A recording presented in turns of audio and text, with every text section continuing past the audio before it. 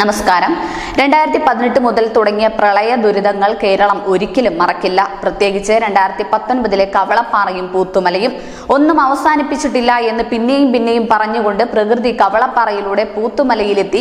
അതിന് സമാനമായി ഇപ്പോൾ ചൂരൽ മലയിലും ഈ ദുരന്തങ്ങൾക്കെല്ലാം കാരണം സമാനമായ സാഹചര്യങ്ങളാണെന്ന് അറിയിച്ച് രംഗത്ത് വന്നിരിക്കുകയാണ് കാലാവസ്ഥാ വിദഗ്ധർ. ഗുജറാത്ത് തീരം മുതൽ വടക്കൻ കേരളം വരെ കഴിഞ്ഞ 2 ആഴ്ചയായി ന്യൂനസമ്മർദ്ദത്തിലാണ്. ഇത് കാരണമാണ് കൊങ്കൺ മേഖല ഉൾപ്പെടെ വടക്കൻ കേരളത്തിൽ അതിതീവ്ര മഴ ലഭിച്ചത്.